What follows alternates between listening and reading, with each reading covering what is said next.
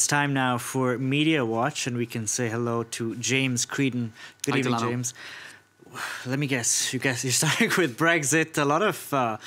There must be a lot of reaction to what's happened today. That's right. It's a case of just kind of dipping your hands in and picking out whatever, because there's just so much comment in every direction in a very split United Kingdom in terms of opinions about this Brexit deal. This is the front page of the Metro. Of course, there'll be a whole new series of front pages coming out soon, but back May or sack May, that was their front page this morning.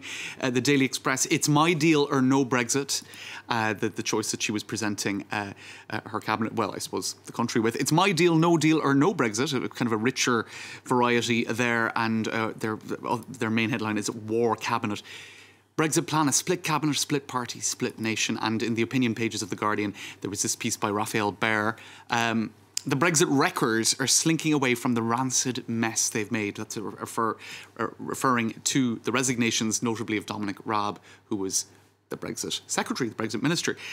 They resigned because they know Brexit is intrinsically dysfunctional. So a lot of anger from the Remain side, if you like, at the resignation of ministers who were sort of involved in the negotiations up to the very last minute, even though it was led very much by 10 Downing Street. This is the front page of The Sun way back when that vote took place. Very optimistic take on things. Independence Day, I don't know if the sun shining or what. They've changed their tune somewhat now, and you can see there that's shall we say it in a Sean Connery accent? Go for it. Brexit.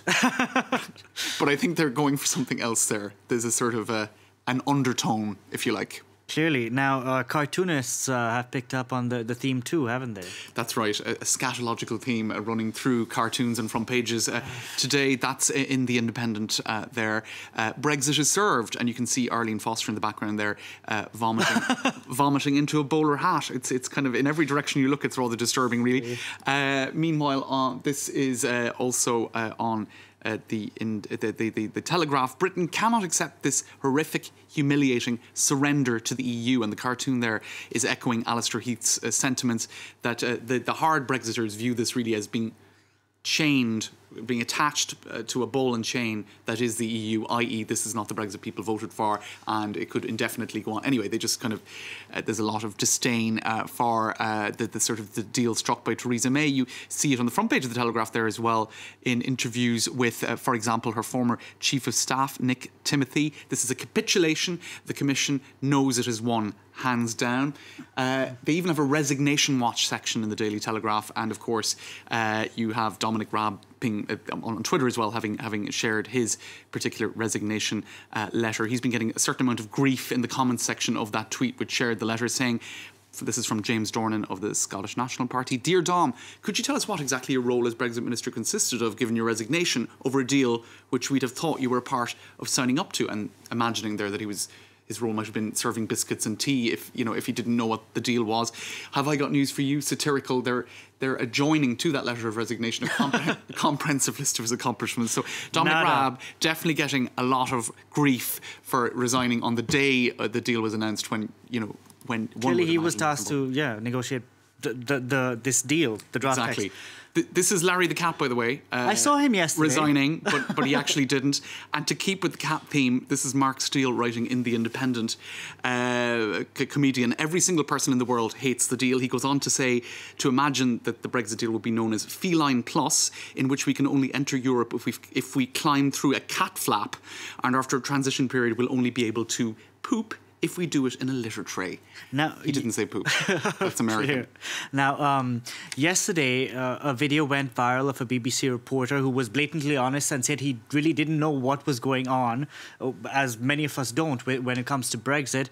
Today, it's the sign language interpreter, a video that has gone viral. Just get a load of her sign languaging here. You can. She's probably explaining the kind of the choice offered by Theresa May, but it's more the facial expression, I think, than the actual signing that has people reacting. She just looks rather perplexed. There's also this that was shared, got a lot of shares today, Nick Walter, UK and the EU in a sort of cross-purposes dialogue. I'll tell you what I want, what I really, really want. No, tell me what you want, what you really, really want. Repeat ad infinitum. Come on, sing your best Spice Girls. 28 months. Go I'm for it, not singing.